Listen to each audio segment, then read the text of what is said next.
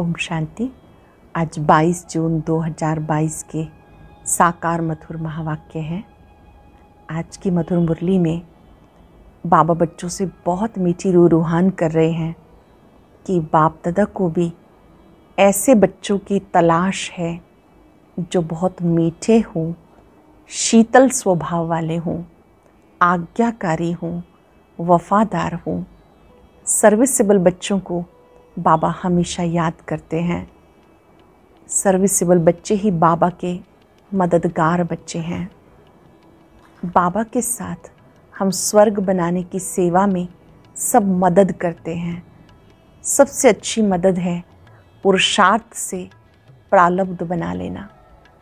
बहुत मीठी सी बात बाबा समझा रहे हैं कि बच्चे आपको बहुत युक्ति से चलना है, खान पान की बहुत परहेज़ रखनी है। कहीं जाना है तो कोई ना कोई युक्ति से अपने को बचा लो। तबीयत ठीक नहीं है, डॉक्टर ने मना किया है, या हम फल खा लेते हैं क्योंकि जैसा अन्न वैसा मन होता है। भोजन शुद्ध होगा तो बाबा की याद बनी रहेगी। बाबा भी बच्चों को याद करते हैं। बाबा ने कहा जो बच्चे मुझे याद करते हैं मैं भी उनको याद करता हूँ, क्योंकि याद से याद मिलती है। इस समय ही आप बच्चों को बाप की याद का पुरुषार्थ करना है। सबसे अच्छा संबंध पिता का संबंध है, क्योंकि उससे आपको वर्षा मिलता है।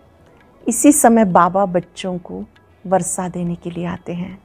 इस पुरानी दुनिया में कोई भी आशाएं नहीं रखनी है। बस एक ही आश रखो कि मैं बाबा को याद करूं, स्वर्ग के वर्षे का अधिकारी बनूं। बाबा को तलाश है ऐसे बच्चों की जो बाबा के मददगार हैं और जिनका स्वभाव बहुत अच्छा है। कोई भी पुराना स्वभाव नहीं होना चाहिए। अब ये पुराना स्वभाव है क्रोध का स्वभाव, ईर्ष्या का स्वभाव, नफरत का स्वभाव। ये स्वभाव नहीं होना चाहिए। सुनते हैं बाबा के मधुर बोल। बाबा कहते हैं मीठे बच्चे, बाप स्वर्ग का फाउंडेशन लगा रहे हैं। तुम बच्चे मददगार बन अपना हिस्सा जमा कर लो। ईश्वरीय मत पर चल श्रेष्ठ प्रारब्ध बना लो। बाप स्वर्ग का फाउंडेशन लगा रहे हैं। तुम बच्चे मददगार बन अपना हिस्सा जमा कर लो। ईश्वरीय मत पर चल श्रेष्ठ प्रारब्ध जमा करो। क्वेश्चन है, बाप दादा को किन बच्चों की सदा तलाश रहती है? जवाब है जो बहुत मीठे शीतल स्वभाव वाले सर्विसेबल बच्चे हैं, ऐसे बच्चों की बाबा को तलाश रहती है। सर्विसेबल बच्चे ही बाप का नाम बाला करेंगे। जितना बाप का मददगार बनते हैं, आज्ञाकारी वफादार हैं, उतना वो वर्षे के हकदार बनते हैं। जितना बाप का मददगार बनते हैं, आज्ञाकारी वफादार हैं, उतना वो वर्षे के हकदार बनते हैं। गीत है ओम नमो शिवाय। ओम शांति। ओम का अर्थ किसने बताया? बाप ने। जब बाबा कहा जाता है तो उनका नाम जरूर चाहिए। साकार हो व निराकार हो, नाम जरूर चाहिए। और जो आत्माएं हैं उन पर कभी नाम नहीं पड़ता। आत्मा जब जीवात्मा बनती है तब शरीर पर नाम पड़ता है। ब्रह्मा देवताए नमा कहते हैं, विष्णु को भी देवता कहते हैं, क्योंकि आकारी हैं तो आकारी शरीर का नाम पड़ा। नाम हमेशा शरीर पे पड़ता।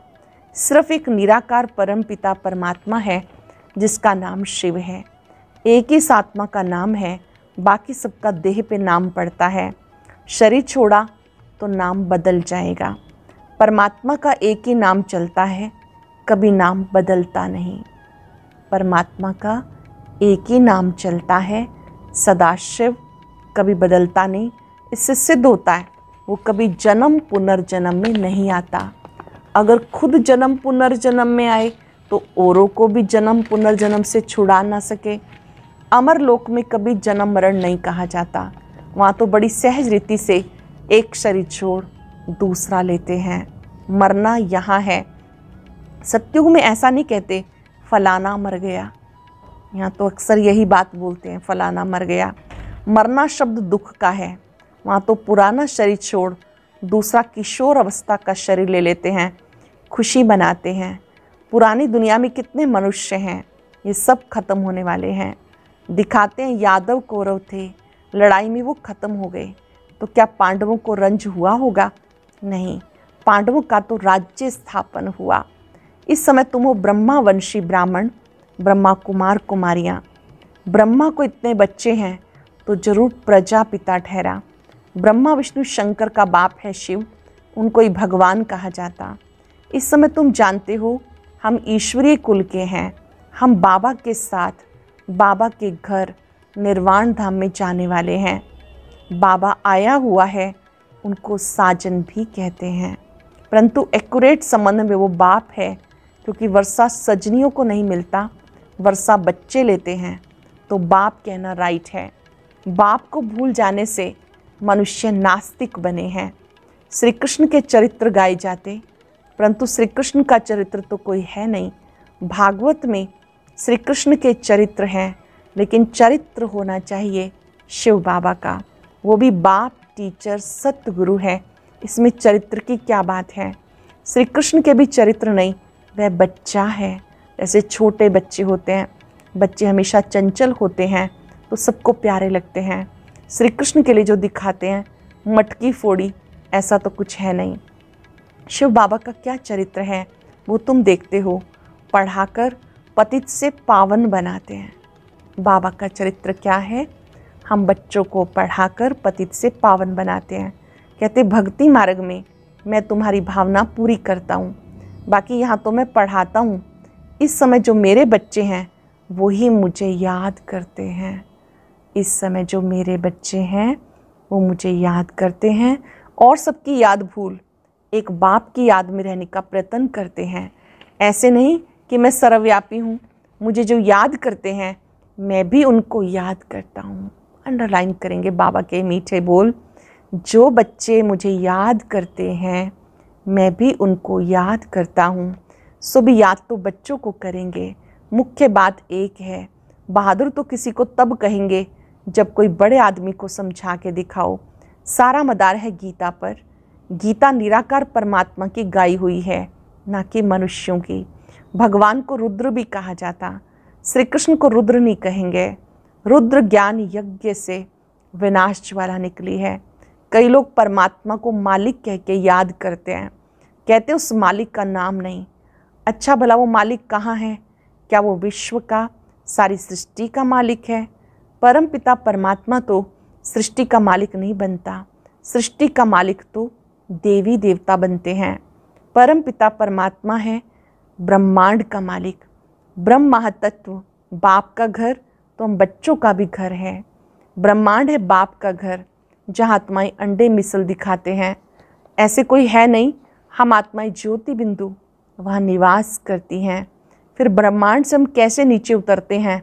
पार्ट बजाने के लिए हम एक दो के पिछाड़ी आते रहते, झाड़ वृद्धि को पाता रहता है। बाबा है बीज रूप, फाउंडेशन देवी देवताओं का कहें व ब्राह्मणों का कहें, ब्राह्मण बीज डालते हैं, ब्राह्मण ही फिर देवता बनकर राज्य करते हैं। जो ब्राह्मण बनेंगे वही देवता बनकर राज्य करते हैं। अब हमारे द्वारा शिव बाबा फाउंडेशन लगा रहे हैं। डीटिज्म अर्थात स्वर्ग का फाउंडेशन लग रहा है। जितना जो मददगार बनेंगे उतना वो अपना हिस्सा लेंगे, नहीं तो सूर्यवंशी कैसे बने? अब तुम वो ऊंच प्रालब्ध बना रहे हो। हर एक मनुष्य पुरुषार्थ से प्रालब्ध बनाते हैं। प्रालब्ध बनाने के लिए अच्छा काम किया जाता, दान पुण्य करना, धर्मशाला आदि बनाना, सब ईश्वर अर्थ ही करते हैं, क्योंकि उनका फल देने वाला वो है। तुम अब श्रीमत पे पुरुषार्थ कर रहे हो, बाकी सारी दुनिया मनुष्य मत पर पुरुषार्थ कर रही है, सोबरी आसुरी मत पर है। ईश्वरीय मत के बाद है दैवी मत, फिर हो जाती है आसुरी मत। अब तुम बच्चों को ईश्वरीय मत मिलती है। बाबा मम्मा भी उनकी मत से श्रेष्ठ बनते हैं। कोई मनुष्य देवताओं जैसे श्रेष्ठ हो नहीं सकते। देवताओं को श्रेष्ठ बनाने वाला कौन? देवी देवताओं को श्रेष्ठ किसने बनाया? यहाँ तो कोई श्रेष्ठ है नहीं, श्री श्री है ही एक, वही सबसे ऊंचते ऊंच बाप, टीचर, सतगुरु है। वही फिर श्री लक्ष्मी नारायण बनाते। बोले राम को भी कहते हैं श्री सीता श्री राम, परंतु उनके पिछाड़ी ऐड हो जाते हैं क्षत्रिय चंद्रवंशी। वह लक्ष्मी नारायण तो 16 कला संपूर्ण सूर्यवंशी देवता कुल हुआ। राम सीता 14 कला चंद्रवंशी, 2 कला कम हुई ना, सो तो होना ही है जरूर। मनुष्य ये नहीं जानते कि सृष्टि की गिरती कला होती है। 16 कला से 14 कला हुई तो डिग्रेड हुए, इस समय बिल्कुल डिग्रेड हैं। यह रावण संप्रदाय, रावण राज्य है ना। रावण मत को कहा जाता है आसुरी मत। सब पतित हैं, पावन कोई इस पतित दुनिया में नहीं हो सकता। भारतवासी जो पावन थे वही पतित बने, फिर उनको मैं आकर पावन बनाता हूँ। जो पतित बन गए उनको मैं पावन बनाता हूँ। पतित पावन श्री कृष्ण नहीं गाया जाता, न चरित्र की बात है। पतित पावन एक परमात्मा को कहेंगे, पिछाड़ी में सब कहेंगे ओहो प्रभु आपकी गतमत न्यारी है।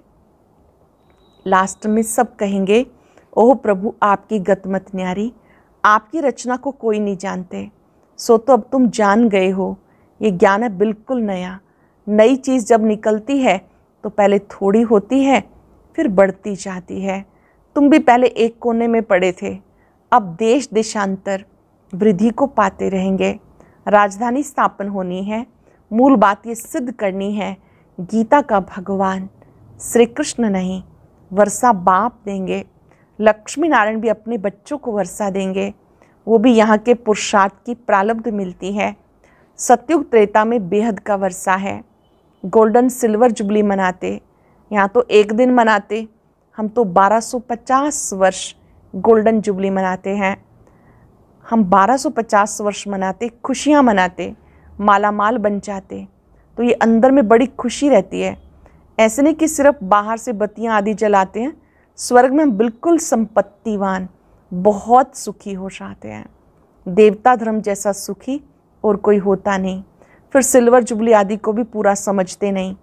अब तुम आधा कल्प की जुबली मनाने के लिए बाप से वर्षा पा रहे हो। तो मुख्य बात ये समझने की है, गीता का भगवान शिव है, उसने ही राजयोग सिखाया, सो फिर से अब सिखा रहे हैं। सिखाते भी तब हैं जब राजाई है नहीं, प्रजा का प्रजा पर राज्य है। एक दो की टोपी उतारने में देरी नहीं करते। तुम बच्चे उनकी मत पर चलने से सुख धाम के मालिक बनेंगे। ऐसे बहुत हैं जो ज्ञान को पूरा धारण नहीं करते, परंतु सेंटर पर आते रहते हैं। अंदर दिल बित बित करती है, एक बच्चा पैदा कर लें। माया की टेम्पटेशन होती है कि शादी कर एक बच्चे का सुख लें। अरे गारंटी थोड़ा ही है कि बच्चा सुख देगा। 2-4 वर्ष में बच्चा मर जाए और ही दुखी हो पड़ेंगे। आज शादमाना करते हैं, कल चिता पर चढ़ते हैं तो रोना पीटना पड़ता। यह है दुख धाम। देखो खाना भी कैसा खाते हैं। तो बाप समझाते, बच्चे ऐसी आशाएं नहीं रखो, माया बड़ा तूफान में ले आएगी, झट विकार में गिरा देगी, फिर आने से भी लज्जा आएगी। सब कहेंगे कुल को कलंकित किया, तो वर्षा क्या लेंगे। बाबा मम्मा कहते हो या ब्रह्मा कुमार कुमारियाँ हो तो आपस में भाई बहनें हुए, फिर विकारों में गिर पड़े तो ऐसे कुल कलंकित और ही 100 गुना कड़ी सजा खाएंगे। पद भी भ्रष्ट हो जाएगा। कोई तो विकार में जाते फिर बताते भी नहीं, बहुत दंड के भागी बनते हैं। धर्मराज बाबा तो किसी को छोड़ते नहीं, वो लोग सजा खाते जेल भोगते हैं। यहाँ वालों के लिए तो बड़ी कड़ी सजा है। ऐसे भी सेंटर्स पर बहुत आते हैं। बाबा समझाते ऐसे काम नहीं करो। कहते हम ईश्वरीय औलाद हैं, फिर विकार में जाना ये तो अपना ही सत्यानाश करना है। हम ईश्वरीय संतान हैं, फिर विकार में जाना ये तो अपना ही सत्यानाश करना है।